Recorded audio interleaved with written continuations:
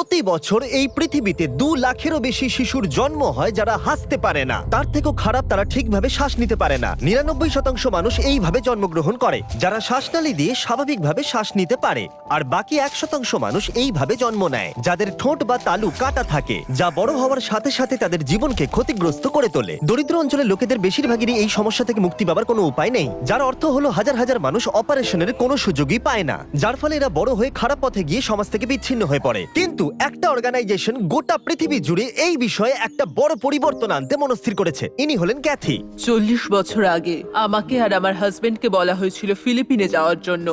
আমরা একের পর এক সাইটে যাই আর আমরা সেখানে 300 জন বাচ্চাকে পাই যাদের ঠোঁট কাটা।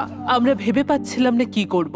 আমাদের যা সম্ভব আমরা করেছি, আর আমরা 40 জনকে তাদের চিকিৎসা দিতে পেরেছি। তাই আমরা যে কাজটা শুরু করেছি সেই কাজটা আমাদের শেষ করতেই হবে। এইভাবে অপারেশন স্মাইলের শুরুটা হয়েছিল এবং গত 40 বছর ধরে তারা 4 লাখেরও বেশি সফল অপারেশন করিয়েছে গোটা পৃথিবীর প্রায় 36টা দেশের রোগীদের। যাই হোক, মেক্সিকোতে এই বিষয়ে রোগীর সংখ্যা দ্রুত বৃদ্ধি পাচ্ছে এবং এই সমস্যার সমাধান করা কঠিন হয়ে পড়ছিল। তাই তারা আমাদের সাহায্য চায়। তাই ড্যারেন আর ড্যান মেক্সিকোর উদ্দেশ্যে বেরিয়ে পড়লো, যা ল্যাটিন ইতিহাস এবং সংস্কৃতির শহর। ওখানে পৌঁছেই ড্যারেন বিরল সুযোগ পেল ওপর থেকে এই অবিশ্বাস্য শহরটিকে দেখার, কারণ সে ক্যাথিড্রালের বেল বাজানোর আমন্ত্রণ পেয়েছিল।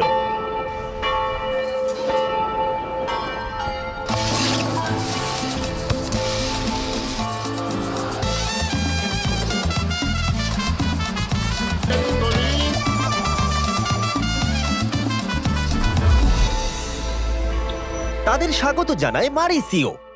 আমি অপারেশন স্মাইলে জয়েন করেছি 11 বছর আগে। আমি জানি এখানে আমার কোনো লাভ হবে না, তাও আমি এখানে জয়েন করেছি কারণ মেক্সিকোতে এমন অনেক মানুষজন রয়েছে যারা চিকিৎসার সুযোগ সুবিধা ঠিকঠাক মতো পান না। যেমন আমি একজন অল্প বয়সী মহিলার সাথে দেখা করলাম। যখন সে আমাদের কাছে এসেছিল তখন তার একটা চোখের মধ্যে ক্ষত ছিল। তারা ওকে পাথর ছুঁড়ে মেরেছিল কারণ ওর কথা বলার ধরন তাদের পছন্দ হয়নি। এটা শুনে আমি খুবই কষ্ট পেয়েছিলাম। আমি সবসময় বলি যে রোগীর পিছনে একটা গল্প আছে এবং গল্পের পেছনে একটা মানুষের ভূমিকা আছে। আর এইসব কারণেই আমি মেক্সিকোতে নিজের জীবন উৎসর্গ করার সিদ্ধান্ত নিয়েছি। আমরা একটি অল্প বয়স্ক শিশুর সাথে দেখা করেছি এবং সে আমার জীবনে দেখা মিষ্টি বাচ্চাদের মধ্যে একজন, কিন্তু তার মুখে একটা ভয়ানক বিকৃতি রয়েছে। এই শিশুটি খুবই মিষ্টি এবং খুব ফুটফুটে, কিন্তু বড় হওয়ার সাথে সাথে সে এত ভয়ানক সমস্যার মুখোমুখি হবে সেটা জেনে আমার কষ্ট হচ্ছে। এই রোগীদের মধ্যে একজন ইমানুয়েল। 17 মাস আগে সে একটা ফাটা তালু নিয়ে জন্মগ্রহণ করেছিল। তার বাবা হলো জেরোনিমো, একজন সিঙ্গেল ফাদার যিনি চিয়াপাসের গ্রামীণ অঞ্চলে বসবাস করেন, যেখানে বাস করে তার পক্ষে চিকিৎসার খরচ চালানো এক প্রকার অসম্ভব, কারণ তার রোজগার একেবারেই যথেষ্ট নয়। তার মানে হলো তার একমাত্র আশা ছিল তাকে 17 ঘন্টা বাস যাত্রা করে পুয়েবলা পর্যন্ত গিয়ে তার ছেলের অপারেশনের জন্য নাম নথিভুক্ত করানো, আর নির্বাচিত না হলে তার ছেলের সুস্থ হবার এই শেষ সুযোগটাও সে হারিয়ে ফেলবে। আমরা যদি এই প্রোগ্রামগুলোর মধ্যে যে কোনো একটা দেখি তাহলে সেটার জনসংখ্যা দেখুন। 10টা বাচ্চা বা 2টো বাচ্চা নয়, প্রচুর বাচ্চা আর ফ্যামিলিরা রয়েছে। আপনারা এই ফ্যামিলিগুলো দেখবেন, এদের মুখ দেখবেন, কিন্তু যদি আপনারা নিচে দেখেন তাহলে দেখবেন কোনো জুতো নেই। তারা তাদের সন্তানের জন্য সবকিছু করতে পারে। এদের পিতামাতার কথা ভাবলেই আমার ভেতরটা যন্ত্রণায় ফেটে যাচ্ছে। এমন একটি শিশু যার সার্জারির প্রয়োজন, কিন্তু তার প্রয়োজনীয় অর্থ এনারা জোগাড় করতে পারেন না। আর যখন আমরা দেখলাম এই পরিবারগুলোর অবস্থা কতটা খারাপ ছিল, তখন আমরা সাহায্য করতে সিদ্ধান্ত নিলাম। তাই আমরা 100টারও বেশি অপারেশন করাবো বলে ঠিক করলাম। তাই পরের দিন স্ক্রিনিং কমপ্লিট করে নিয়ে সময় চলে এলো রোগী নির্বাচন করবার। জেরোনিমো খুবই চিন্তিত ছিল, কারণ সে নিশ্চিত ছিল না তার সন্তান নির্বাচিত হবে কিনা। আজ আমার জন্য খুবই ইমোশনাল একটা দিন। আমার পেছনেই রোগীরা বসে আছে আর এবার সার্জারির অ্যানাউন্সমেন্ট হবে। তাদের শুধু এটুকুই বলা হবে যে তাদের জীবনটা পুরোপুরি বদলে যেতে চলেছে।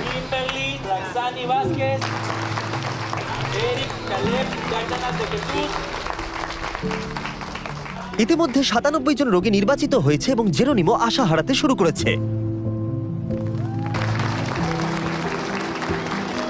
এবার 99 নম্বর রোগীর ডাক এলো। তার স্বপ্ন সত্যি হলো, তার চোখের জল আনন্দই প্রকাশ করছিল। এই বাচ্চাদেরকে ক্লিনিকে নিয়ে আসার সময় তাদের অভিভাবকদের মুখে যে আশা দেখেছি, তারা বুঝতে পেরেছেন অবশেষে তারা তাদের প্রয়োজনীয় চিকিৎসা পাবেন। এটা সত্যিই একটা অদ্ভুত অভিজ্ঞতা যা হৃদয়কে নাড়া দেয়। ইমানুয়েলের অপারেশনে সারাদিন সময় লাগবে, তাই অপারেশন হবার সময় ড্যান এবং ড্যারেন গোটা শহরটা ঘুরে দেখলো। আমরা পার্কের মধ্যেই ঘুরছিলাম আর এখানে একটা মারিয়াচি ব্যান্ড দেখতে পেয়েছি। আমি এটা সবসময় চেয়েছি যে ড্যারেন যেন একটা মারিয়াচি ব্যান্ড জয়েন করে। তো আশা করছি আজকে আমার স্বপ্ন সত্যি হবে। সরি, ওই যে আমার বন্ধুকে দেখতে পাচ্ছেন, ও আপনাদের ব্যান্ডে জয়েন করতে চায়। ওকে, এই টুপিটা পরে নাও।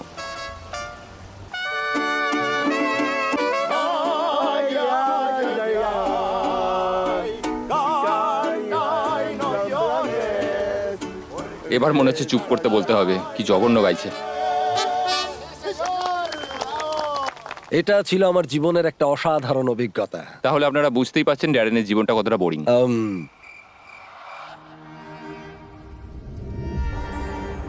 ইমানুয়েলের অপারেশন শেষ হয়ে গিয়েছিল আর জেরোনিমো তার ছেলেকে এই প্রথমবার হাসতে দেখতে পারবে। সার্জারির সময় আমার সবচেয়ে প্রিয় মুহূর্তের মধ্যে একটি হলো যখন বাচ্চারা সার্জারি কমপ্লিট করে বেরিয়ে আসে, কারণ সেই প্রথমবার তাদের বাবা মায়েরা নিজের সন্তানকে সুস্থভাবে দেখে। এটা এতটাই ইমোশনাল একটা মুহূর্ত, কারণ তাদের জীবনটা পরিবর্তিত হয়, শুধু পেশেন্টের নয়, তাদের ফ্যামিলি, তাদের সোসাইটিরও। আমাদের পেশেন্টরা সেই সুযোগটা পায় যাতে তারা নর্মাল লাইফে ফিরে আসতে পারে। এই চিকিৎসার ফলে এই সমস্ত শিশুদের ভবিষ্যতের একটা বড় বাধা দূর হলো এবং এই অপারেশনের পাশাপাশি অপারেশন স্মাইল তাদের সমস্ত রোগীদের বিনামূল্যে স্পিচ এবং ভোকাল থেরাপির সুযোগ দেবে। এভাবে তারা স্বাভাবিকভাবে কথা বলতে শিখবে। আমাদের কাছে আরেকটা সারপ্রাইজ এখনো আছে। ক্যাথি আমাদের একজন নার্সিং স্টুডেন্টের সাথে দেখা করায়, ফার্নান্ডা, যাকে অপারেশন স্মাইল 17 বছর আগে অপারেশন করিয়েছিল। আমার নার্সিং পড়ার কারণ হচ্ছে আমি আমার মতো বাচ্চাদেরকে সাহায্য করতে চাই। তুমি যখন বাড়িতে যাবে তোমার পরিবারকে বলো তোমার আর অর্থ সাহায্যের প্রয়োজন নেই। আমরা তোমাকে ফুল স্কলারশিপ দেব এবং তোমার নার্সিং স্কুলের সমস্ত খরচ আমরাই দেব এবং আশা করব যে তুমি একজন খুব ভালো নার্স হবে। ধন্যবাদ। অনেক ধন্যবাদ। ড্যান, একবার এদিকে এসো, দেখো এই মানুষটাকে। যদি তোমরা সাবস্ক্রাইব না করো তাহলে এ এক্ষুনি কেঁদে ফেলবে।